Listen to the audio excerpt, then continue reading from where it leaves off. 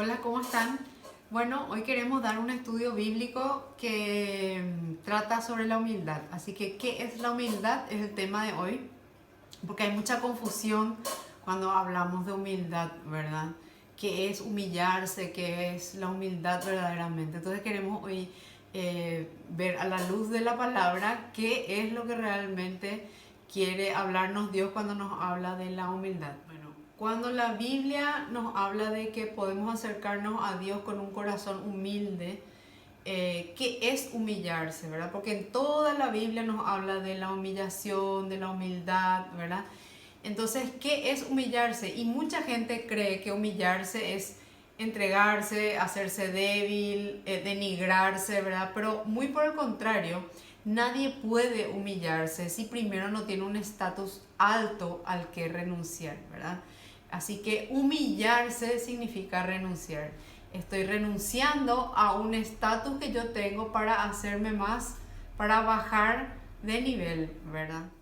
En Filipenses capítulo 2, de versos del 6 al 7, dice: quien siendo por naturaleza Dios no consideró el ser igual a Dios como algo a que aferrarse. Por el contrario, se rebajó voluntariamente y tomando la naturaleza de siervo, haciéndose semejante a los seres humanos. Bueno, él se humilló siendo Dios omnipresente, ¿verdad? Que está en todas partes, omnisciente, que todo lo sabe y omnipotente, ¿verdad? Todopoderoso, todo lo puede, ¿verdad? Entonces, era una persona ilimitada, ¿verdad? Siendo Dios, era una persona ilimitada. ¿Para qué? Para limitarse a un cuerpo humano que ocupa un determinado espacio, ¿verdad? Y también vive en un tiempo determinado. O sea que, en palabras fáciles, Él dejó de ser Dios para ser uno igual a nosotros.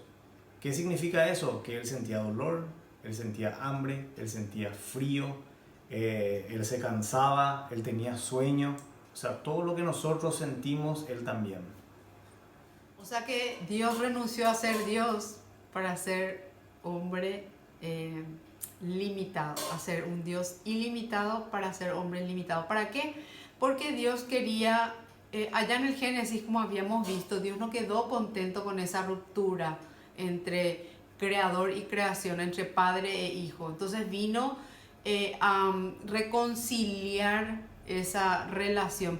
Pero como en el Antiguo Testamento a Dios ya se le veía como un Dios lejano, todopoderoso, como que en vez de tener temor, que temor es respeto y honra, a Dios le tenían miedo. Era como muy lejano, no era cercano, era un Dios que estaba muy por arriba de todo, ¿verdad? Entonces, lo que hizo él fue cuando vino en forma, en base de carne y hueso como Jesús, él se hizo igual a nosotros para poder ganar nuestra confianza y que nosotros podamos realmente acercarnos a Él y saber que Dios es un Dios cercano. Y Él quiso reconciliar esa relación padre-hijo, por eso mandó a su Hijo para reconciliar esa relación rota. Él se humilló, él renunció a ese estatus que él tenía de ser Dios para ser igual a nosotros, para que nosotros podamos tener la confianza y nos sintamos cómodos y sentirle sobre todo cercanos a Él. O sea que Jesús vino para acercarnos a Él, cuando Él en el Antiguo Testamento era un Dios lejano. O sea, Él renunció a ser Dios, Él renunció a su estatus de Dios para ser hombre por amor a nosotros, para acercarse a nosotros, para que nosotros también nos podamos acercar a Él. Es por eso que solo podemos llegar al Padre a través de la segunda persona de la Trinidad, que es Cristo Jesús. Así también en Lucas 14:33 dice: así pues, cualquiera de vosotros que no renuncia a todo lo que posee, no puede ser mi discípulo. Renunciar a todo lo que poseemos no significa las posesiones materiales necesariamente. Lo que significa realmente es a lo que nosotros le damos mucha importancia o también a renunciar, por ejemplo, al orgullo, a la falta de perdón, al ser autosuficiente es verdad, y no depender, ser humildes y decir que necesitamos realmente reconocer que necesitamos realmente de depender de Dios, que es nuestro creador. También renunciar a los hábitos que nos alinean a la palabra de Dios, al mandato de Dios, y reconocer que estamos errados, que somos imperfectos y que no podemos llevar esta vida sin su ayuda. Humillarnos ante Dios no significa dejar todo, el trabajo, dejar la casa para seguirle a Él. Más bien significa reconocer que no podemos todo solos, que no somos autosuficientes, que dependemos de Él para todo esto si renunciamos a nuestra autosuficiencia para acercarnos a Dios. Repitiendo un poquitito lo que habíamos dicho, ¿verdad? Que Él se humilló, Dios se humilló a lo sumo, haciéndose hombre, igual que nosotros, para que nosotros nos sintamos cómodos con Él. Y viéramos que Dios no es inalcanzable, no es un Dios lejano, para que nosotros, siendo imperfectos, podamos ser perfectibles en Cristo Jesús. Por eso Jesús, ¿verdad?, que es el máximo ejemplo de humildad, Él no valoró su propia reputación o su honor, sino que se ofreció voluntariamente en cada situación que Dios le puso para que la voluntad de Dios se cumpliera y que Dios pudiera ser glorificado a través de su vida. No para que Él sea glorificado, Él como hombre, sino que sea glorificado al Padre. Siempre van a ver que en todos los pasajes Él le da la gloria al Padre, ¿verdad? Si tenemos la misma mentalidad humilde y abandonamos nuestra propia reputación y honor para ser obedientes a la palabra y a la voluntad de Dios, entonces vamos a ser capaces de hacer un progreso increíble en nuestras vidas cristianas. Dios realmente nos sigue de cerca en nuestros corazones y está dispuesto y celoso para fortalecer a aquellos que quieren vivir para su gloria. Jehová dijo así en Isaías 66, el 1 al 2. Dijo Jehová: el cielo es mi trono y la tierra estrado de mis pies. ¿Dónde está la casa que me habréis de edificar y dónde el lugar de mi reposo?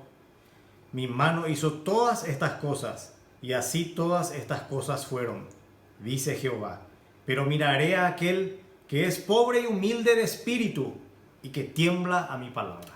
Entonces la Biblia o la palabra de Dios, cuando nos habla de humildad o de pobres, nos está hablando de la humildad de nuestro corazón, el hecho de realmente ser sujetos a la voluntad de Dios y dependientes de Él para todo.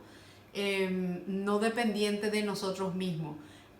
Cuando en la Biblia habla de ricos, habla de orgullo. En realidad, cuando habla de ricos, habla de una persona orgullosa o pagada de sí, como se dice en términos, en nuestros términos simples, ¿verdad? Pagada de sí, que se apoya en su propia prudencia, en su propio entendimiento. Dice luego la Biblia: no te apoyes en tu propio entendimiento. Es cuando nosotros creemos que nosotros podemos todo y que nosotros nomás sabemos todo. En cambio, ahí es cuando la Biblia habla de ricos. Por eso dice: ningún rico podrá entrar. Es más fácil que entre un camello por el ojal de una aguja antes que un rico entre al reino de los cielos. Está hablando del orgulloso, el que cree que todo lo puede solo y el que cree que todo lo que consiguió es con sus propios logros. No le da la gloria a Dios. Y Él sí se goza y nos da gracia, o les da gracia a las personas que son pobres o humildes, que sí, no financieramente, sino que reconocen depender totalmente de Dios, absolutamente de Dios en todo y para todo, porque le reconoce como un superior, como un todopoderoso.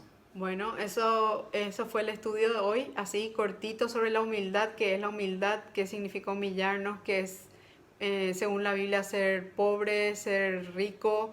Y ahora ya saben los términos y qué significa realmente. Espero que haya sido útil, que hayan podido entender y que tengan una semana súper bendecida.